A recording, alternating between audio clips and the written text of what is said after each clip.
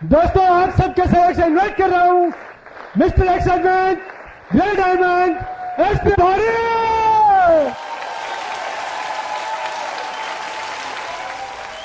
दोस्तों मेरा नाम एसपी भारेल है और आज हम एक स्पेशल बात करेंगे आपके साथ। ये बात कोई धर्म से कोई जाति से संबंधित नहीं है, लेकिन ये बात हर प्राणी मात्र से एक एक जीव मात्र से संबंधित है। हमारी जिंदगी और हमारा जीवन क्या है और क्या होना चाहिए, हमारी सोच क्या है और क्या होना चाहिए, इसके बारे में हम बात करेंगे आज से आपसे। और आज इस पूरे 1 घंटे के सेशन के बाद या इस 1 घंटे के सेशन में आपको अपने आप पर थर्मामीटर लगाना है। मैं एक थर्मामीटर आपको देने की कोशिश करूंगा और वो थर्मामीटर आप अपने आप के साथ लगाएंगे और ये निर्णय करेंगे कि हम कहाँ खड़े हैं और हमारा टेम्परेचर कितना है। आप जिस भी भगवान को, जिस भी देवता को, जिस भी इष्टदेव को, जिस भी धर्म को मानते हैं, बिल्कुल माने, पर मैं एक प्रश्न पूछना चाहता हूं कि ये तो पक्का है कि जन्म से पहले हम थे और मरने के बाद हम होंगे। इससे एक चीज प्रूव होती है कि कोई भी चीज कभी खत्म नहीं होती, उसकी अवस्था बदल जाती है, जिससे हम कहते हैं उसकी पर्याय बदल जाती है। लकड़ी को आप जलाओगे, लकड़ी खत्म हो गई? नहीं, वो कोयला बन गई। कोयले को आप जलाओगे, कोयला खत्म हो गया? नहीं, वो राख बन गया। राख किसी ने, हवा चली तो यहां से राख उड़ गई तो राख खत्म हो गई? नहीं, वो इस ब्रह्मांड की हवा में कहीं ना कहीं मिल गई। जो भी चीज एक बार हो चुकी है वो कभी खत्म नहीं होती, उसकी अवस्था बदलती रहती है। हम दुनिया में आ चुके हैं, खत्म नहीं होंगे, अवस्था बदल जाएगी, परिस्थिति बदल सकती है। पर ऐसा क्यों होता है कि दुनिया में सबकी शकल एक सी है? सबकी शकल एक सी है, सबकी अकल एक सी है। एक आदमी फुटपाथ पर पैदा होता है, भीख मांगता है, फुटपाथ पे ही मर जाता है, और एक बच्चा सोने की चम्मच लेके पैदा होता है। वो उसे थोड़ा सा मुंह से आवाज निकलती है और वो उसे 6 लोग संभालने वाले मिलते हैं। उसका पैर जमीन पे नहीं होता, पैर रखता उससे पहले कालीन होता है, और एक आदमी अपने खाने के लिए दूसरे लोगों के सामने हाथ फैलाता है जन्म से। क्यों? ऐसा क्यों हुआ? एक कुत्ता काय काय करके खुजलाता हुआ, सबकी ठोकरें खाता हुआ, पत्थर खाता हुआ सड़क पे मर जाता है, और दूसरे कुत्ते को मेम साहब एयर कंडीशन गाड़ी में अपनी गोदी में रखती हैं और उसके बच्चे को आया रखती है। ऐसा क्यों हुआ 2 कुत्तों के साथ? कोई ना कोई वजह है। क्यों ऐसी वजह हुई? क्यों ऐसा हुआ कि एक आदमी के साथ ऐसा व्यवहार हुआ और दूसरे के साथ ऐसा व्यवहार हुआ? आखिर क्यों? क्या फर्क है? मैं आपसे क्वेश्चन है मेरा कि ऐसा क्यों हुआ? ये सब अपने अपने कर्मों का फल है, और जिस व्यक्ति ने जैसे कर्म किए उसे वैसा फल मिला। गीता में भी श्री कृष्ण ने कहा है कि तू कर्म किए जा, फल की इच्छा मत कर। इसका मतलब ये नहीं है कि फल वो देने वाले हैं। इसका मतलब ये है कि तू जैसे कर्म करेगा तुझे अपने कर्मों का फल वैसे ही मिलेगा। हम कर्म बुरे करें और श्री कृष्ण से इच्छा करें कि हे भगवान मुझे अच्छी जिंदगी दे दे, तो दे सकते हैं। उनके कहने का मतलब ये है कि तुम कर्म किए जाओ, फल की इच्छा मत करो। उसका मतलब तो बिल्कुल स्पष्ट है कि तुम जैसे कर्म करोगे फल वैसे मिलेंगे, तो कर्म पे ध्यान रखो। ऐसा क्यों है?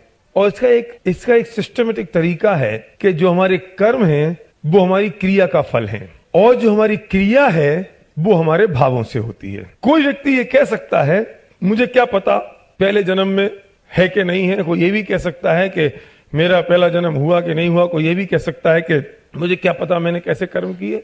यहां से 2 किलोमीटर दूरी पर एक बिजली का खंबा है, और मैं आपसे कहता हूं देखो वो बिजली का खंबा है, और आप ये कहते हैं कि नहीं मुझे तो दिखाई नहीं देता। अरे भाई साहब, अगर तुझे दिखाई नहीं देता इसका मतलब ये नहीं है कि बिजली का खंबा नहीं है। ये तेरी आंखों का दोष है, मोतियाबिंद का इलाज करवा। तुझे दिखाई नहीं दे रहा इसका मतलब है नहीं, ऐसा नहीं है। जो वहां होकर आए हैं, जिनको पता है, उनसे पता करना कि है। हमारे जितने भी भाव, हमारे जितनी भी कर्म हैं वो हमारी क्रिया का फल है, और जो हमारी क्रिया है वो हमारे भावों से होती है। इंपॉर्टेंट क्या हुआ? भाव। इंपॉर्टेंट हुए हमारे भाव, हमारा थॉट प्रोसेस, हम क्या सोच रहे हैं। एक आदमी वहां खड़ा है और उसे जोर से फेंक के एक पत्थर मारा और वो पत्थर मेरे साइड से निकल गया। मैं उससे कहता हूं यार तूने ये क्या किया? ये पत्थर से मेरा सिर फूट जाता तो वो कहता है अकड़ता क्यों है? अगर फूट जाता तब बात करता। अरे जब फूट जाता तब मैं क्या बात करता? तब तो मैं अस्पताल जाता। वो क्या सोचता है कि ये जो पाप है और ये जो हिंसा है वो मेरे सिर में भरी है। अगर पत्थर से सिर फूट जाता तो उसको पाप लगता, और अगर पत्थर से सिर नहीं फूटा तो उसको पाप नहीं लगा। अरे भाई साहब, उसने जो पत्थर फेंक के मारा, उसने तो मारने का पूरा भाव कर लिया, पूरा प्रयास कर लिया, पूरा कर्म कर लिया। ये तो मेरे पुण्य का उदय था जो मुझे पत्थर नहीं लगा और मेरे बगल से निकल गया। उसने कसर नहीं छोड़ी। और उसको जो पाप लगेगा वो मेरे पत्थर लगने या नहीं लगने से नहीं लगेगा। उसको जो पाप लगेगा उसको उसने मारने का जो भाव कर लिया, उससे उसको पाप लग गया। बस मेरा सर फूटा कि नहीं फूटा उससे उसका संबंध नहीं है। ये तो मेरे पुण्य का उदय था। पाप माने जो हम बुरा सोच रहे हैं, बुरा कर रहे हैं, ईर्ष्या का भाव, क्रोध, मान, माया का भाव, ये पाप है। अच्छा भाव, दया का भाव, सेवा का भाव, लोगों की मदद करने का भाव, शांत रहना, ये सब पुण्य है। और एक बात बता दूं, पैसा जो है ना कभी भी बहुत कमाने से नहीं आता, क्योंकि पैसा तो आपके पुण्य के उदय से ही आता है। और पुण्य किससे बनता है? आपके भावों से बनता है। और भाव कैसे? जो शुभ भाव हो, जो अच्छे भाव हो, लोगों की मदद करने के भाव हो, लोगों की हेल्प करने के भाव हो, लोगों को उच्चता तक ले जाने के भाव हो, जलन नहीं हो, ईर्ष्या ना हो, क्रोध के भाव ना हो, मान अभिमान के भाव ना हो, ये कसाय हैं। और ये ना हो तो ये पुण्य है। किसी को मारने का भाव, झूठ बोलना, चोरी कर लेना, किसी माँ बहन को गलत निगाह से देख लेना, ये सब पाप है। लोभ, किसी चीज को इकट्ठा कर लेना। अगर पाप को मैं 5 भाषा में कहूं तो हिंसा, झूठ, चोरी, कुशील और परिग्रह, ये 5 पाप हैं। और कसाय भी 4 हैं, क्रोध, मान, माया और लोभ। इनसे हटना वो पुण्य है और ये पाप है। सुख, समृद्धि, संपन्नता तो पुण्य के उदय से आएगी ना। और पुण्य कैसे बनेगा? आपके भावों से, कि आप सोचते क्या हो और आप करते क्या हो। मुझे समझ में नहीं आता, एक मच्छर यहां आके बैठ गया और वो मच्छर जैसे यहां बैठा और हमने जोर से ऐसा किया, मच्छर बेचारा उड़ गया, बच गया साला। भाई साहब, मच्छर मरा या ना मरा, लेकिन आपने मच्छर को मारने के पूरे भाव कर लिए और आपको मच्छर की हत्या का दोष लग गया। मच्छर को बचना था, वो उसके बेचारे के पुण्य का उदय था। नहीं साहब, मेरा खून पी जाए और मैं मारूं भी नहीं। अरे तेरा खून कितना पी गया? 1 बूंद का 1/4 हिस्सा भी बेचारा नहीं पी पाएगा। उसका तो उतना शरीर नहीं है जितना तो उसका पेट सोच रहे हो, और वो उसकी रोटी है। शेर तुम्हें पूरा खा जाएगा। शेर को मार के दिखाओ, लेकिन नहीं, जिस पे बस चलता है उसको हत्या करता है। मैं आपसे पूछता हूं, ऊपर वाले क्या न्याय तो सबके लिए बराबर है? मच्छर के लिए और आदमी के लिए बराबर है? मैं पूछता हूं कि उस बेचारे मच्छर की गलती इतनी थी कि उसने आपका 1/4 बूंद खून पिया। अभी तो पिया भी नहीं था, कोशिश कर रहा था, और उसकी सजा यह मिली कि उसको आपने मौत के घाट उतार दिया। लेकिन जिस आदमी को आपने, जिस मच्छर को आपने मौत के घाट उतारा, उसकी सजा भी तो आपको मिलनी चाहिए ना। 1/4 बूंद खून पीने की सजा मौत, और पूरे एक मच्छर को मार देने की सजा। ऊपर वाले के न्याय तो एक ही होना चाहिए। उसके यहाँ 2 न्याय कैसे हो सकते हैं?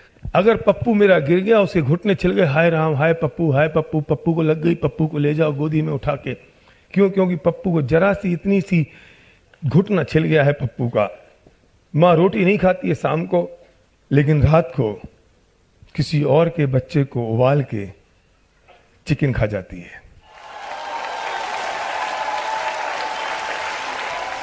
मैं नहीं कहता हूं कि आप खाएं या ना खाएं। मैं कोई नहीं होता हूं आपको ये बताने वाला कि आपको खाना चाहिए या नहीं खाना चाहिए, पर मैं तो आपको सिर्फ बताने की कोशिश कर रहा हूं कि आपका जो पप्पू जितना प्यारा है, वो चिकन भी किसी और का पप्पू है। वो चिकन भी किसी मां का बेटा है, और हम उस बेटे को उबाल के खा जाते हैं सिर्फ अपने पेट की आग बुझाने के लिए। उसकी सजा भी तो होनी चाहिए, क्योंकि ऊपर वाले के लिए तो सब बराबर है ना। उसने जिस चिकन को बनाया, उसने हमें बनाया, उसी ने हमारे बच्चे को बनाया, उसी ने उस मुर्गी के बच्चे को बनाया। सजा तो दोनों की अलग नहीं हो सकती, सजा तो दोनों की एक होगी। हमारे परिणाम, हमारी सोच, जो काम जैसे हो रहा है वो काम तो वैसे ही होगा साहब। लेकिन आज तक किसी और आदमी का आपने बुरा करने का सोचा तो मुझे बताओ उसका बुरा हुआ? नहीं। उसका बुरा होना नहीं होना तो उसके पुण्य पाप पर निर्भर करता है, लेकिन उसके बारे में बुरा सोच के हमने अपना पाप बांध लिया।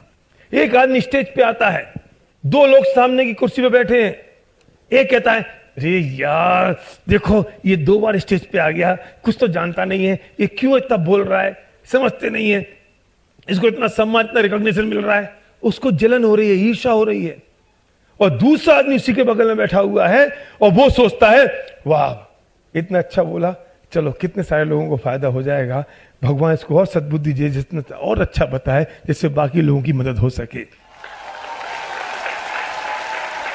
परिस्थिति एक है, आपके कहने या नहीं कहने से, आपके करने या नहीं करने से किसी का स्टेज पे आना नहीं आना, रुकना नहीं रुकना हो नहीं सकता। लेकिन नीचे बैठ के एक आदमी ने वहीं पाप बांध लिया और दूसरे आदमी ने वहीं पर पुण्य बांध लिया। एक आदमी उसको ईर्ष्या करके उससे जलन रखता है और दूसरा आदमी उसकी उन्नति की कामना करके पुण्य बांध लेता है। और सामने वाली की उन्नति अवनति, उसका अच्छा बुरा तो उस पर निर्भर करता है, वो हम पर नहीं। लेकिन हम पर तो सिर्फ हमारे भाव रखते हैं, क्योंकि हमारे सोचने से कभी किसी का बुरा नहीं हुआ। हम सड़क पर चलते हैं, मर जा साले, तुम्हारे कहने से मर जाएगा वो, लेकिन तुमने तो पाप कर लिया, उसका फल तुम्हें जरूर मिलने वाला है। दोस्त, दोबारा कहता हूं, अच्छे कर्मों से और अच्छे भावों से पुण्य बनता है और बुरे कर्मों और बुरे भावों से पाप बनता है। लेकिन 2 चीजें समझनी पड़ेंगी। एक चीज है पाप का उदय और एक चीज है पाप का बंध। 2 चीजें समझ में आई? एक है पाप का बंध और दूसरा है पाप का उदय। पाप का बंध माने आप पाप बांध रहे हो, और पाप का उदय का मतलब कि पहले जो पाप आपके बंधे हुए थे अब वो आपके उदय में आ रहे हैं, मतलब अब वो आपके प्रकट हो रहे हैं, अब वो आप उनको भोग रहे हो। उदय का मतलब भोगना और बंध का मतलब आपने जब बांधे। ठीक है, तो पाप का बंध और पाप का उदय, पहले पाप का बंध होगा और बाद में वो पाप उदय में आएगा।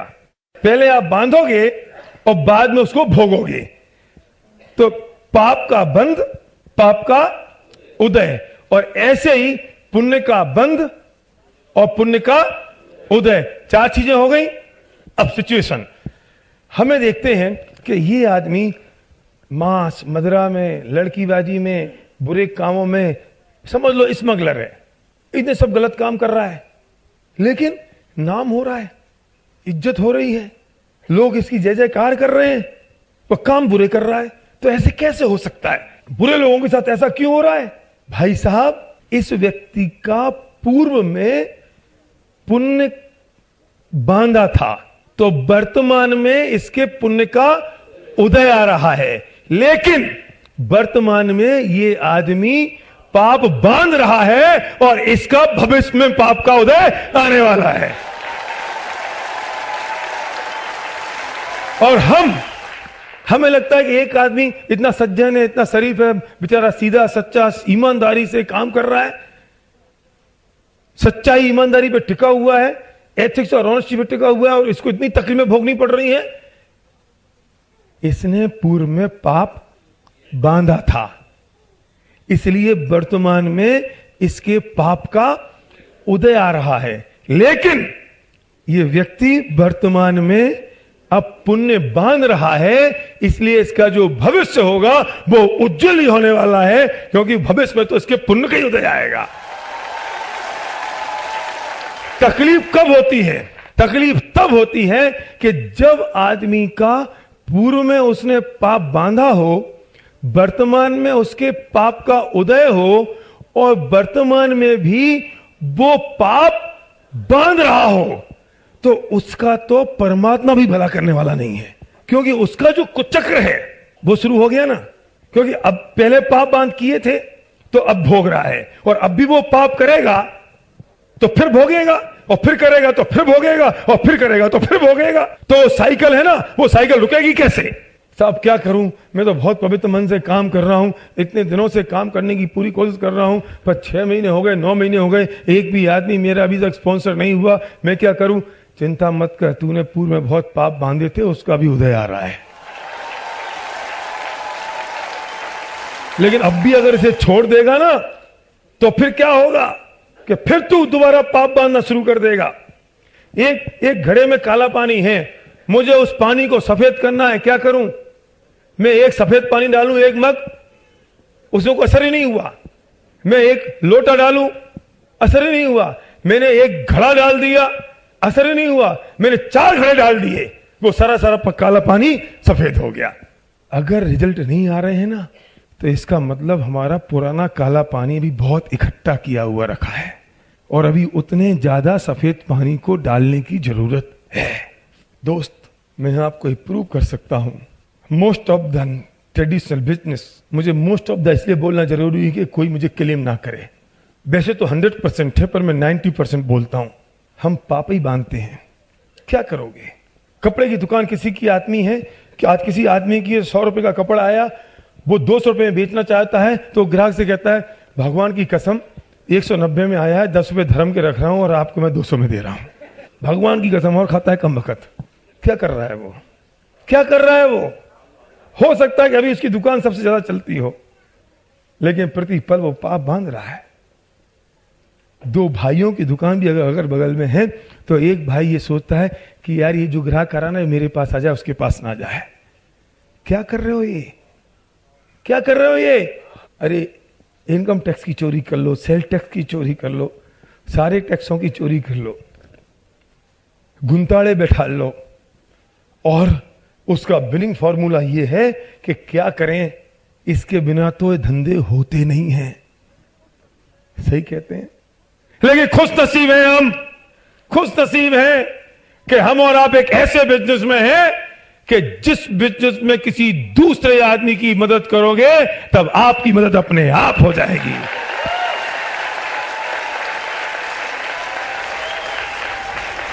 अपने आप मदद हो जाएगी। इस बिजनेस में आपको किसी से झूठ बोलने की जरूरत नहीं है, या किसी की चोरी करने की जरूरत नहीं है, या किसी की कैलकुलेशन और मैनिपुलेशन की जरूरत नहीं है। सिर्फ एक चीज की जरूरत है कि दया का भाव रखो, प्रेम का भाव रखो, दूसरे की उन्नति की चिंता करो, दूसरे की उत्थान की चिंता करो। लेकिन यहां भी अगर आपने किसी आदमी को ये सोच के साइन कराया कि बस ये साइन हो जाए तो मुझे अब 50 पीवी मिल जाएंगे और मैं 9% चला जाऊंगा, तो कम वक्त तुमने यहां भी पाप बांध लिया। लेकिन उस आदमी को साइन कराते वक्त अगर आपके मन में यह भावना है कि हे भगवान, इसको इतनी सद्बुद्धि देना कि इसको मेरा बिजनेस समझ में आ जाए और दुनिया की सारी धन दौलत शोहरत इसको मिल जाए, और मुझे इतनी ताकत देना कि मैं इसको ये बिजनेस समझा पाने में सफल हो सकूं।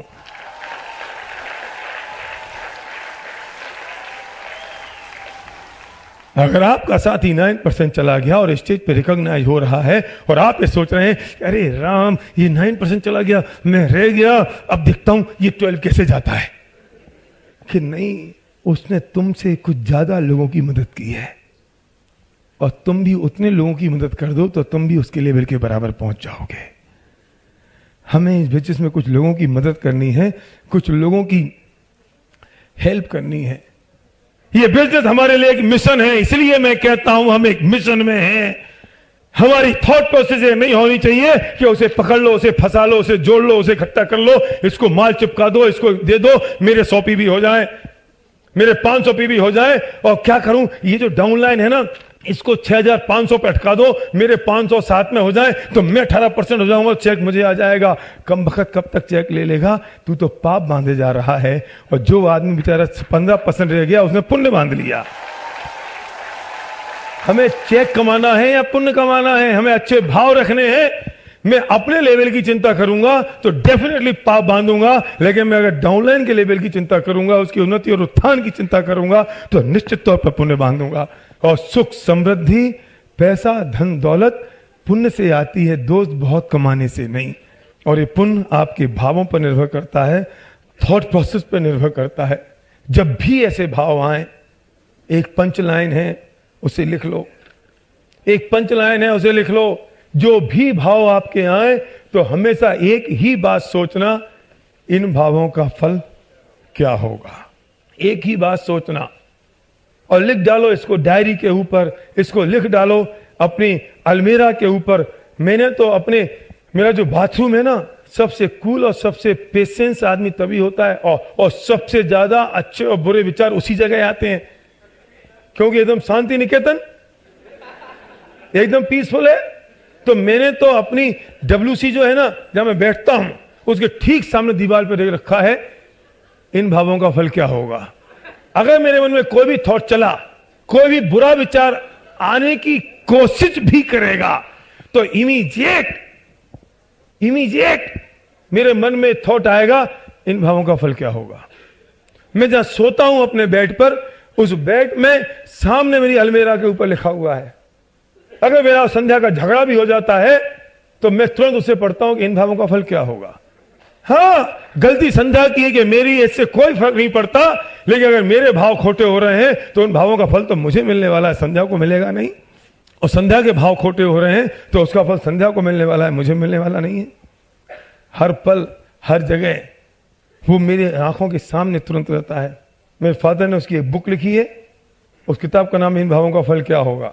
और वो किताब में कुछ क्लिष्ट चीजें थी, तो मैं उनसे रिक्वेस्ट की कि कुछ एक ऐसी किताब तैयार कर दो जिसमें कुछ कठिन चीजें वो खत्म हो जाए और हमारी पूरे मासेज को, सब लोगों को समझ में आ जाए। तो उन्होंने मेहनत करके एक किताब लिखी और उस किताब का नाम लिखा, ये तो सोचा ही नहीं।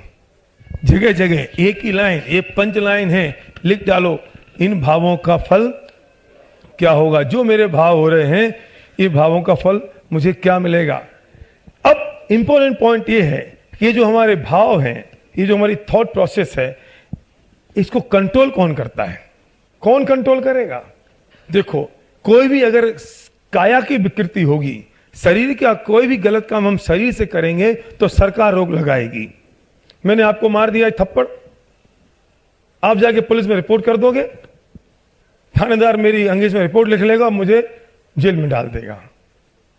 लेकिन जो वचन की विकृति होती है, जो जवान से गड़बड़ होती है, उसे सरकार कुछ नहीं कर सकती। मैं आपको गाली दे दूं, आप जाओ थाने में कि सर एसपी भारल ने मुझे गाली दे दी, वो रिपोर्ट लिखेगा नहीं। सरकार कुछ नहीं कर सकती। अगर आपकी वाणी की विकृति है या आपने वाणी का दुरुपयोग किया तो उसको कंट्रोल कौन करता है, समाज। मैं यहां खड़े होकर इतनी अच्छी बातें आपसे 3 दिन से कर रहा हूं, आप सब नीचे बैठे हो, मुझे ऊपर बैठा रखा है। मैं उतरता हूं, मेरे पैर छूते हो, मेरे गले मिलते हो, मुझसे बात करते हो। क्यों? क्योंकि मैं आपसे अच्छी बातें कर रहा हूं। मैं अगर यहां से आपको गाली देने लगी हूं तो ये भाई साहब बोल रहे हैं, या देखे तो देखो एक बार, फिर हम बताएंगे क्या। आप मुझे खड़े रहने दे सकते हो 1 मिनट के लिए भी। वाणी पे कंट्रोल करती है समाज। अगर एक आदमी गलत व्यवहार करता है तो समाज उठा के उसे बाहर फेंक देगी।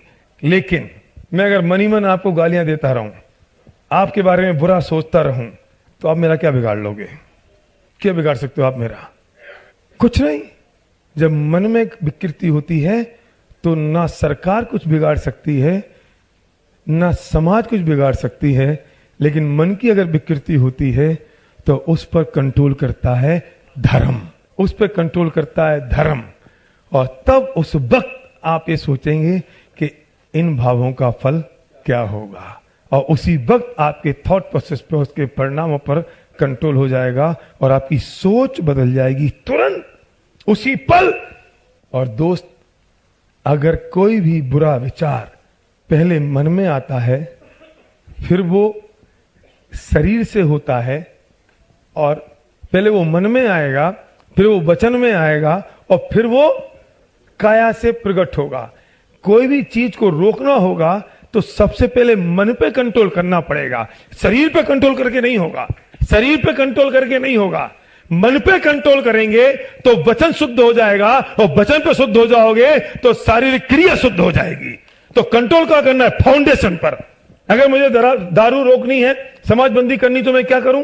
यहां सड़क पर कुछ लोग जा रहे हैं दारू पीते हुए रात को 12 बजे, उनको 4 पुलिस वाले पकड़े, थप्पड़ मारे और उनको जेल में बंद कर दें, तो शराबबंदी हो जाएगी? नहीं। क्या करें? जितने भी अड्डे हैं, शराब की दुकानें हैं जो रात को 12 बजे तक खुली हुई हैं, उन सब दुकानों को बंद कर दो, शराबबंदी हो जाएगी? नहीं। अगर शराबबंदी करनी है तो उस अड्डों को बंद करना पड़ेगा जहां शराब बन रही है। शराब अगर बनेगी तो आदमी के पेट में जाएगी, और पेट में जाएगी तो माथे में भन आएगी, और माथे में भन आएगी तो वो कुकर्म करेगा। तो अगर शराबबंदी रोकनी है तो अड्डे को रोकना पड़ेगा। अगर हमें अपनी बुरी क्रियाएं रोकनी हैं तो शरीर को रोकने को और वचन को रोकने से नहीं रुकेंगी, हमें उन भावों को रोकना पड़ेगा जहां से भाव उत्पन्न हो रहे हैं। और हमारी इन सब चीजों की जो अड्डा है, जो उत्पत्ति का स्रोत है, जो फैक्ट्री है, वो सिर्फ हमारे भाव हैं। अगर हमने वहीं पर उनको चोट लगा दी तो वचन भी शुद्ध हो जाएगा और शरीर भी शुद्ध हो जाएगा। इसलिए सबसे पहले ध्यान रखने की जरूरत अपने भावों पर है, अपने भावों को कंट्रोल करने की जरूरत है। हमेशा दूसरे की उन्नति, दूसरे की मदद, दूसरे के बारे में अच्छा सोचना ही हमारा एक काम हो सकता है। हम इस दुनिया में सिर्फ इसलिए आए हैं, हम बुरे काम करते रहें और भगवान से अपेक्षा करेंगे भगवान तू हमें माफ कर देना, तो हम भगवान को अन्यायी बना रहे हैं। माखनलाल चतुर्वेदी एक बहुत बड़े कवि हुए हैं हिंदी साहित्य के। उन्होंने एक बहुत बढ़िया बात कह दी, भगवान को ललकारा है उन्होंने कहा कि हे भगवान तू क्या कर सकता है इंसाफ, जो प्रार्थना की रिश्वत पर कर देता है माफ। तू क्या इंसाफ करेगा? इससे बढ़िया तो जज है, इससे बढ़िया तो पुलिस वाला है जो कम से कम सबूत तो देखता है। तू तो कुछ नहीं देखता। फिर किसी ने प्रार्थना की और तूने माफ कर दिया, उसे क्या कर्म किए वो देखा ही नहीं। आगे भी इन्होंने लिखा है कि ऐसा तू नहीं हो सकता, ऐसा तू नहीं हो सकता कि लोगों की प्रार्थना पे माफ कर दे। ये तो लोग पागल हैं जो कुकर्म करते हैं, गलत काम करते हैं, गलत भाव करते हैं, गलत कर्म बांधते हैं और तेरे सामने प्रार्थना और अर्जी लेके आ जाते हैं कि भगवान माफ कर देगा। मैंने कहा ना कि गीता में भी श्री कृष्ण भगवान ने कहा है कि तू कर्म किए जा, फल की इच्छा मत कर। इसका मतलब ये नहीं है कि तू कर्म का फल मैं दे दूंगा। वो कौन? हम सारे कुकर्म करें, गलत काम करें और भगवान से जाके ये डिमांड करें कि भगवान हमें अच्छे फल दे दे। तू फल की इच्छा मत कर। इसका मतलब ये है कि तू जो कर्म करेगा तुझे अपने कर्मों का वही फल मिलने वाला है। कोई इसमें परमात्मा भी कुछ नहीं कर सकता अगर वो करे। एक लाइन है, स्वयं किए जो कर्म शुभाशुभ निश्चय ही फल वो देते, करें आप फल दे अन्य तो स्वयं किए निष्फल होते। मैंने जो कर्म किए हैं अच्छे या बुरे, निश्चित रूप से फल तो मुझे उनका ही मिलेगा। मैं कुछ भी कर्म करूं, फल देने वाला कोई और हो तो इसका मतलब कि मेरे नहीं करने से और करने से कोई फर्क ही नहीं पड़ा। वो ट्रक वाला जो उतर के आपको नीचे चला गया वो तो आगे जा रहा है, ऐसे ही जा रहा है झूमता हुआ, और आप एक एक ट्रक वाले से लड़ते चले जाओगे तो अपनी मंजिल पे पहुंचने वाले नहीं हो, सड़क पे बैठे रह जाओगे और एक दुकान खोल लोगे, वरना उसे तो फर्क नहीं पड़ रहा। और गाली किसने दी? आपने। किसको दी? उसको लगी, उसको पता चला, उसको महसूस हुआ। पाप किसने बांधा? पाप किसने बांधा? मजे की बात कि जिसको गाली दी उसको असर ही नहीं हुआ और हमने इतना सारा पाप बांध लिया उसको गाली देके। क्योंकि परिणाम किसने खराब किए? हमने। किसके परिणाम खराब हुए? मेरे। पाप किसको लगा? मुझे। हमें पता ही नहीं चलता कि हम किस किस जगह पे, किस किस लोकेशन पे कितना कितना कब कब पाप बांध लेते हैं और फिर कहते हैं हाय राम, मैंने तो आज तक किसी का बुरा ही नहीं किया, मेरे साथ इतना बुरा क्यों हो रहा है कि तुझे पता ही नहीं तूने किस किस जगह पे कहां पे किसका बुरा कर दिया। हो गया ना, निकल गया ना ट्रक, छोड़ दो ना, जाने दो ना। मेरे बच्चों के प्रति मेरे क्या कर्तव्य बनते हैं और बच्चों के अधिकार क्या है? कभी झगड़ा हो सकता है फैमिली में। दुख होता है मुझे कि एक मां 9 बच्चों को पैदा कर देगी और 9 बच्चों को पाल लेगी, भले घर की तनख्वाह 10,000 रुपए हो, लेकिन वो 9 बच्चे मिलके एक मां बाप को नहीं पाल पाते हैं।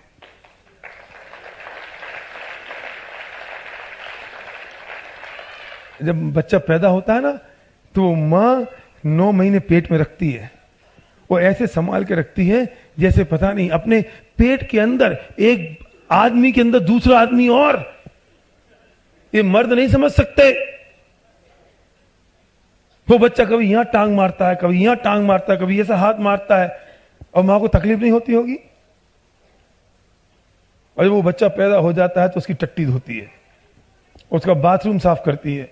वो खाना खा रही होती है, वो बच्चे ने टट्टी कर दी तो टट्टी साफ करके फिर हाथ धो के फिर खाना खाने लगती है।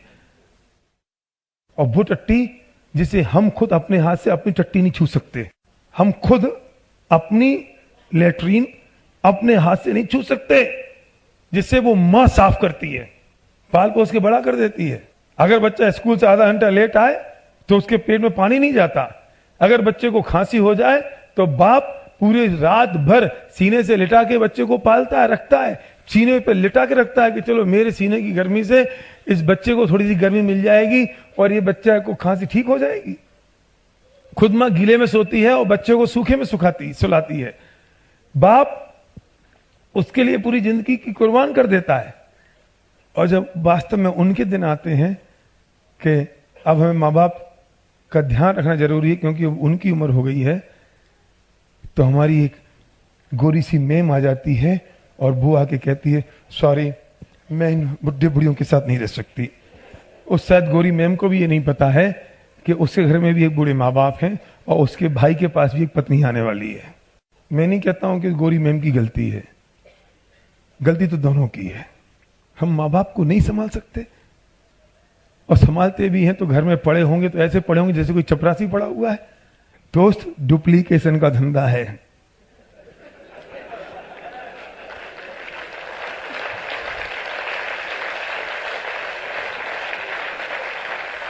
तुम्हारी औलाद भी ये देख रही है कि मेरा बाप अपने बाप के साथ क्या कर रहा है, और हम ऐसे नादान, मूर्ख और समझदार हैं कि हमें ये लगता भी नहीं है कि बच्चा ही देख रहा है। हम तो सोचते हैं कि नहीं, हमारा बच्चा तो हमारे जीवन में बहुत सेवा करेगा, और फिर हमारा बच्चा खांस रहा होता है तो हम उसको सीने पर रखते हैं, और बाप खांस रहा होता है तो सुबह कहते हैं क्यों बहुत खांसते हो, आवाज रुकती नहीं कि तुम्हारी, डॉक्टर को दिखाया ना जाके, और खांसो कम थोड़े से, मुझे डिस्टर्बेंस होता है सोने में।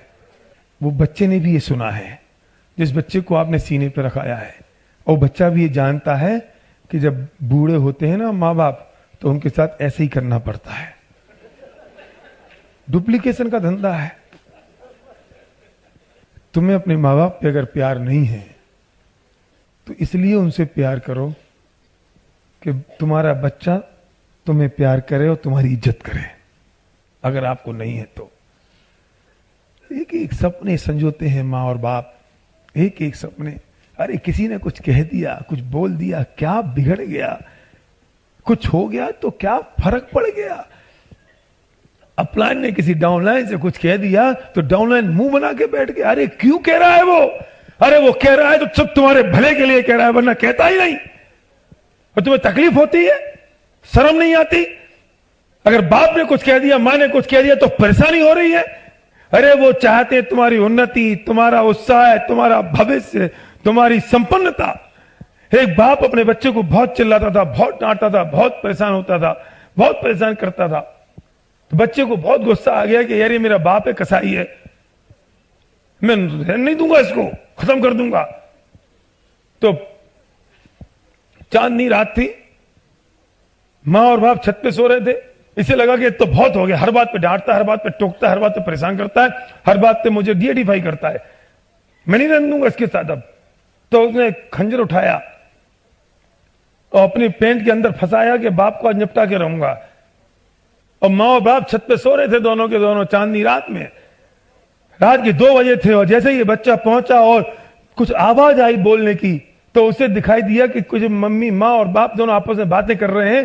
तो जरा भी जग रहे हैं, जरा इनको सोने का इंतजार करूं, उसके बाद मारूंगा। तो वहीं दरवाजे से टिक चिपक के बैठ गया।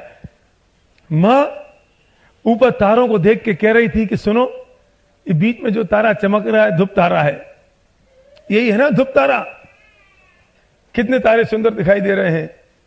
तो बाप बोला कि हां यही ध्रुव तारा है, और जरा गौर से देख कि अपना जो पप्पू है ना, वो बिल्कुल इस ध्रुव तारे जैसा दिखाई देता है। और एक दिन इतना नाम करेगा कि पूरी दुनिया में इसका नाम होगा और ये चमका देगा पूरी दुनिया को। और ये बात करते करते उसकी आंखों में गला रुंध गया, आंखों में पानी आ गया। और लड़का ये बात सुन रहा था, आके बाप के पैरों में लौट गया, खंजर उठा के बाहर फेंक दिया। पिताजी, मैं आपको पहचान नहीं पाया, मुझे नहीं समझ में आ रहा था कि शायद आप मेरे भले के लिए और मेरे फ्यूचर के लिए सब बातें कर रहे थे आप।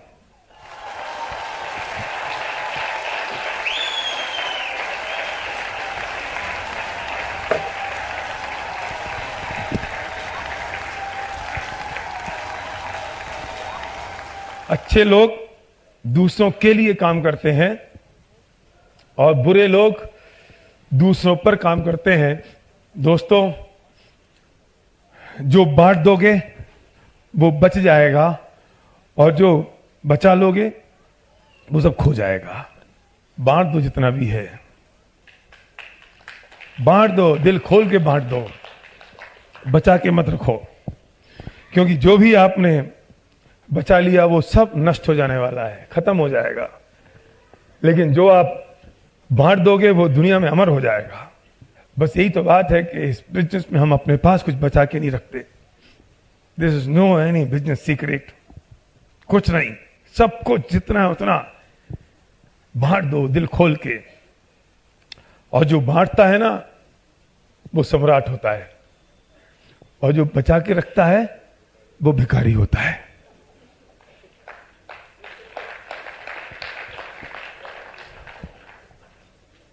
बस शांति का गुरु मंत्र है टोटल एक्सेप्टेबिलिटी। जैसा हो रहा है उसे होने दो, स्वीकार करो। टोटल एक्सेप्टेबिलिटी, एक्सेप्ट कर लो जो हो रहा है। टेंशन कब होती है कि मैं चाहता हूं कि ऐसा ना हो। जब मैं चाहता हूं कि ऐसा ना हो और वो होता है तो मुझे लगता है कि टेंशन हो गई। मेरा बच्चा मर गया, मैं चाहता हूं कि ऐसा नहीं होना था तो मुझे टेंशन हो गई। लेकिन 100% एक्सेप्टेबिलिटी, जो हो गया वो हो गया, वो सब मुझे स्वीकार है। जो मेरे पसंद से विपरीत होता है तो मुझे टेंशन होती है। जो मैं चाहता हूं ये नहीं हो, लेकिन वो तो हो चुका, दैट इज अ फैक्ट, तो टेंशन क्यों। शांति का मूल मंत्र है टोटल एक्सेप्टेबिलिटी। जो कुछ है वो मेरा है, मैंने उसे स्वीकार किया है। और अपना सुख तो अपने में है, बाह्य वस्तु में व्यर्थ प्रयास।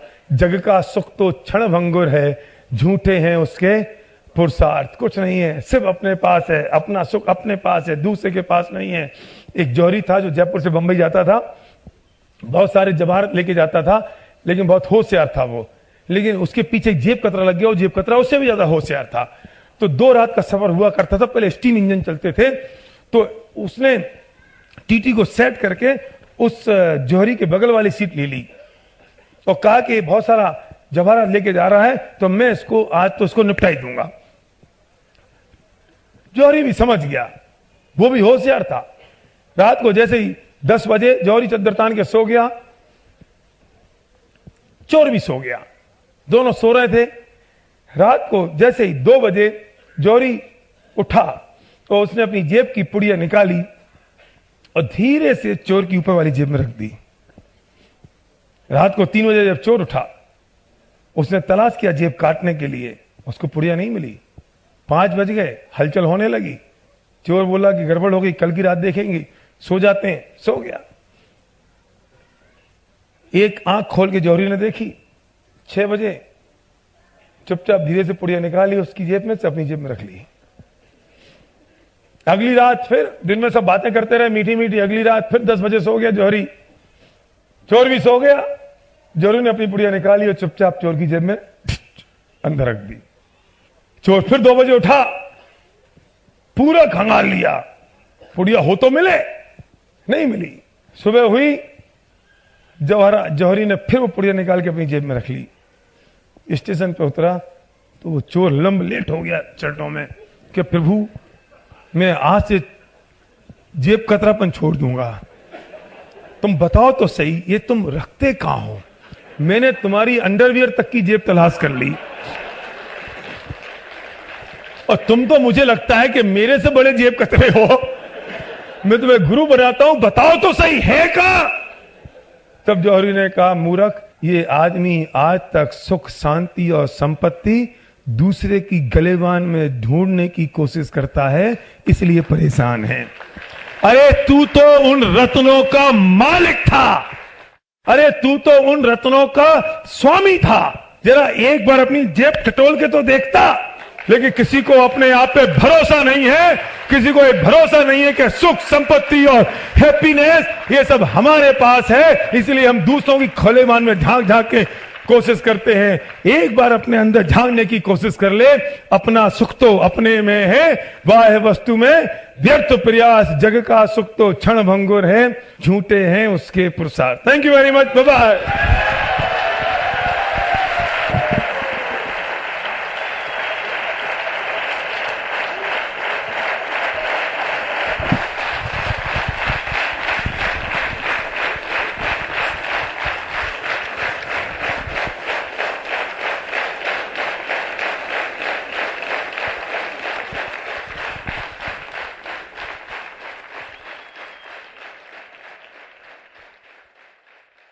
While the techniques and approaches suggested have worked for others, no one can guarantee that these techniques and approaches will work for you. We hope, however, that the ideas presented here will assist you in developing a strong and profitable business. These materials have been published independently